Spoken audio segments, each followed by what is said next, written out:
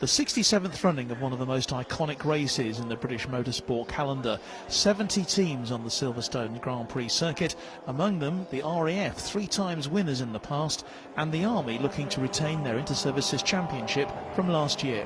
Unfortunately this year the Navy were unable to field a full team because they're growing, and hopefully we'll be here again next year. But actually between us and the RAF, that kind of bitter rivalry, this is where it culminates to see who ultimately is the champions of the armed forces. It's a massive opportunity for basically for myself. They'd run it last year, and then this year I've been selected for the team again, which is pretty good to be honest. And this may be the second time ever doing the full GP circuit, so it's a bit of a learning curve as well. Also here, an Armed Forces Challenge team, including guests from the summer-long Forces Challenge Race Series and Team Brit, backed by Forces Charities. Leading the RAF, Chris Slater in his Peugeot 306, highly experienced in this event. He'd stay out on track for much longer than planned, producing really consistent lap times before handing over to Dan Smith in his Fiesta, the least powerful car in the team. Lead car for the Army, Matty Taylor, his BMW M3 also giving them a great start to the race. But after losing Chalky White's Honda with a blown engine in qualifying, they had to change their strategy. The plan now to keep each driver out for an hour at a time. Taylor handed over to Dan Tedston. But his race was also over far too soon, meaning they were down to just 3 cars. The Forces teams are up against seasoned Birkett entrants, teams with names like the Dobbers, who would go on to win the scratch race in their Radicals, the Lovable Rogues, the Mini Kievs, and the less experienced Top Gear presenters Chris Harris, Rory Reid and Matt LeBlanc in a Mercedes, Rolls-Royce and Bentley respectively.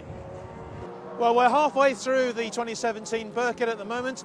Just behind me you can just see Ed McKean for the RAF now coming through in his RAF. He was the 3rd car out for the Royal Air Force, and also on track at the moment for the Army is Ben Gundry in his Ford Fiesta. At the halfway stage, things were going well for both the RAF, who were in 2nd place, and also for the Army, who despite losing White and Tedston were up into 6th. Matty Taylor, who'd given the Army such a good start, had his day ruined when he was hit from behind while the safety car was out.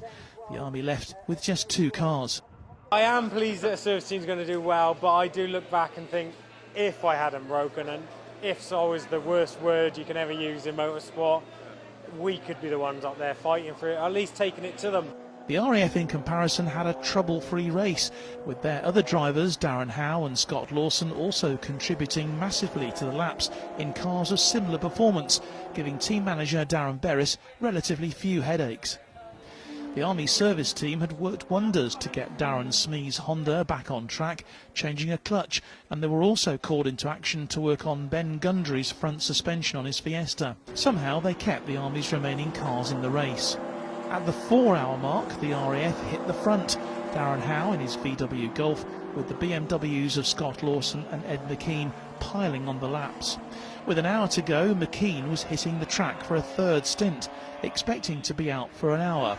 But a fuel spill on the track kept the race under safety car rules for half an hour, and it played into the hands of the RAF. It was a long safety car period, which meant Ed saved a lot of fuel, so we're hoping to save a fuel stop, a pit stop. Well, the safety cars help you there, I guess. It does if it means that he's got enough fuel to the end. It was a nail-biting finish. The production GTI team were neck and neck with the RAF. They would be the only 2 teams to complete 155 gross laps, but the Air Force, 1 minute and 2 seconds ahead, would clinch the race. The Army, for all their issues, ended 11th, only 2 laps behind their rivals. The Forces Race Challenge team 18th and Team Brit 58th. The day, though, belonged to the RAF. It's a great team effort. As you know, this event is all about teamwork. It's not just about individuals driving cars past, because not one individual could do it. And everybody in the team played their part, you know, from the people that helped put the fuel in and even clean the windscreens. You know, it's a great team effort. We thought about what we wanted to do. We came up with some ideas about how we want to work the team together and just make that plan work. And when you hit some sort of adversity, try and overcome it. Today ran really smoothly, so we didn't have too much troubleshooting to do. So a sweet victory for the Royal Air Force, for them beating the Army more important than winning the 67th Burkitt. That simply the icing on the cake. John Knighton, Forces News, Silverstone.